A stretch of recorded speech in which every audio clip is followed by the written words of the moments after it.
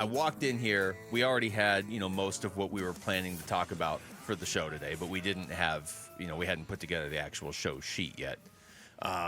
And sat down, opened ESPN.com, and it is not the it is not the Diamondbacks. There's not now the Diamondbacks are actually up there because it's a prospect story. But one of the top stories on ESPN, main page, not like a local thing.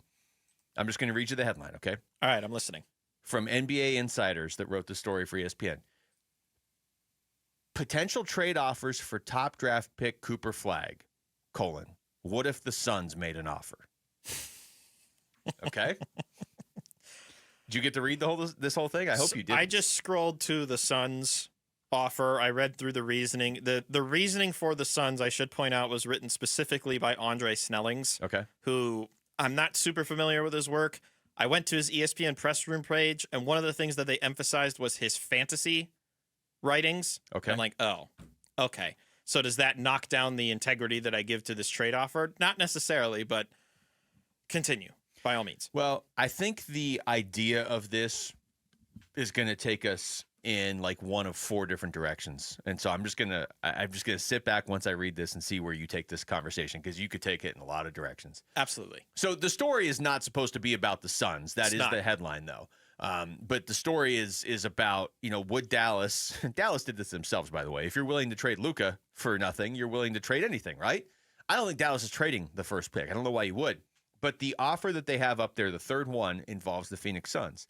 And it says Dallas gets Devin Booker, 2025 first rounder, which is the 29th pick. Okay. 2028 first rounder, but it's the least favorable of whichever one they get back from Utah. Yeah, Suns, Knicks, Wizards. The 2029 first round pick swap, least favorable of Cavs, T-Wolves, and Jazz. So it's 3 first rounders from the Suns, but in like weird spots, and Devin Booker. Okay. They have the Suns getting number 1 pick, which you would obviously use on Cooper Flagg. Klay Thompson, PJ Washington, Najee Marshall, and Caleb Martin. Okay. I don't think Dallas will trade the pick.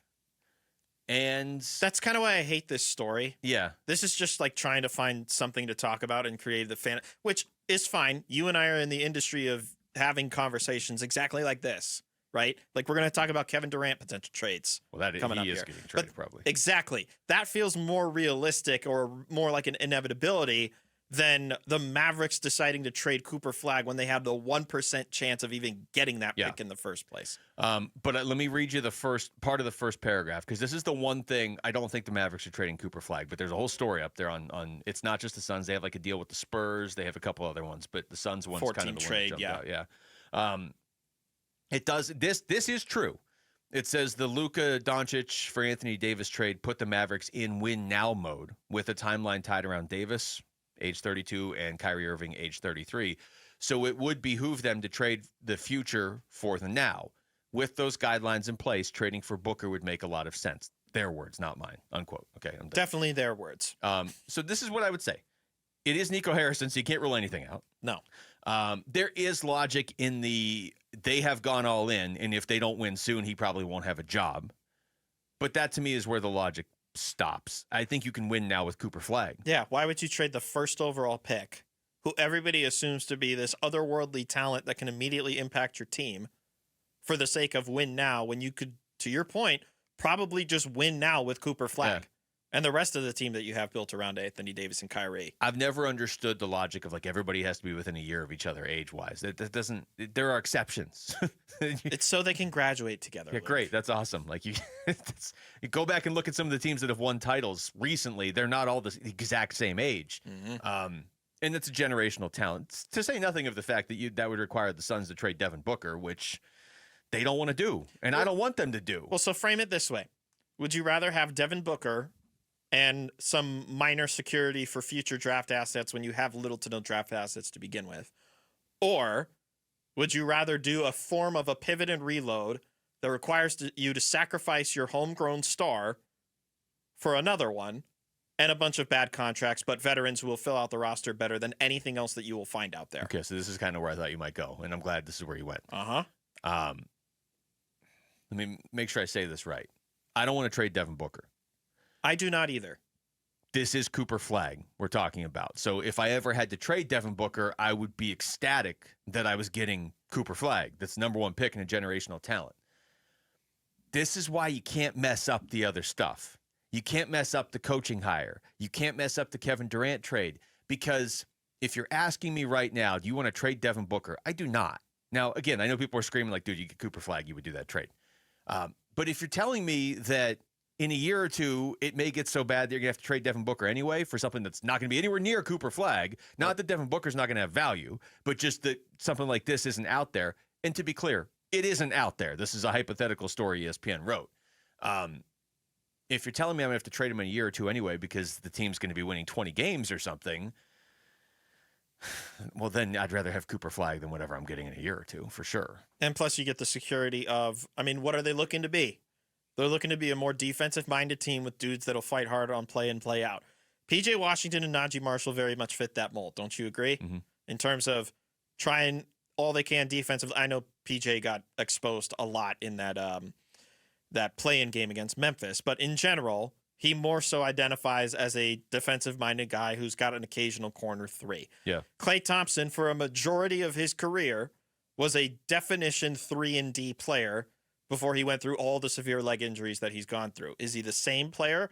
Yes, but he's not the same level of player. I think there's a clear distinction there. Najee Marshall, easily 3-and-D guy. He's from that Pelicans system, and that Pelicans system very much emphasized playing defense.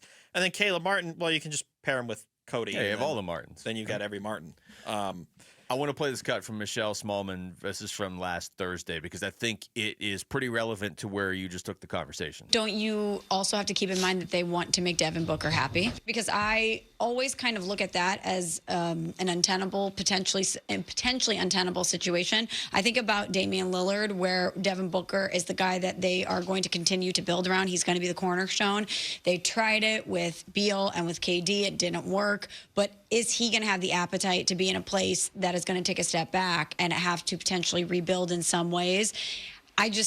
I wonder if loyalty is a real thing anymore in the NBA, and if he's in a situation there where he feels like it's a persistent hot mess, if he'll eventually want out. So that might be something in the back of their minds, that they're like, okay, we need to do stuff that's going to prove to Devin Booker that he should want to be here long term. So I 90% hate this conversation, this part of this conversation, Mitch, because we hate it because it's the likelihood of tearing down what they worked so hard to build up and is now immediately already on the downhill. And it's been, what, Booker's been in the league 10 years. It feels like 8 of them have been people being like, well, he's going to want traded. Oh, he's going to want to leave. She just said, I don't know how much loyalty exists in the NBA, and I agree with her. Devin Booker embodies the loyalty that is left in the NBA. I do believe, as we're here on June 2nd of 2025, he wants to play the rest of his career here. And I do believe he truly feels that right now. But again, this goes back to why you got to get this coaching hire right.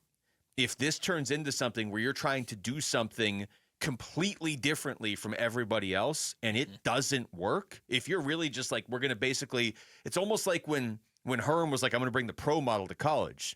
And the Suns are like dangerously close to, we're going to bring the college model to the pros. If that's the case, you may lose Devin Booker in a year or two. And I don't know, like you got to be thinking of that stuff, don't you? So he's under contract through the 27-28 season, where at that point he'll make close to $61 million a year. Apparently, according to Brian Windhorst, from conversation he had like a month ago, Booker's also eligible for a 2-year, $149.8 million extension. That seems like someone who you would want to keep around. You would give him that extension. I just don't know if that's the fiscally responsible move right now. No offense to Devin Booker, but I don't know if giving him more money down the line when you don't know what that team is going to look like 3 years from now is fiscally smart of them to do. I don't have a problem giving him the money. You just have to make sure you get the other moves right. That was what stood out to me about that story, which was not the intention of that story, obviously. But it's if you follow the Suns, if you're a Suns fan, you're looking at that and being like, this conversation is going to come up again if they start to go into a lull. Thanks for watching Wolf and Luke. Tap to see more and click the button in the middle to subscribe to Arizona Sports.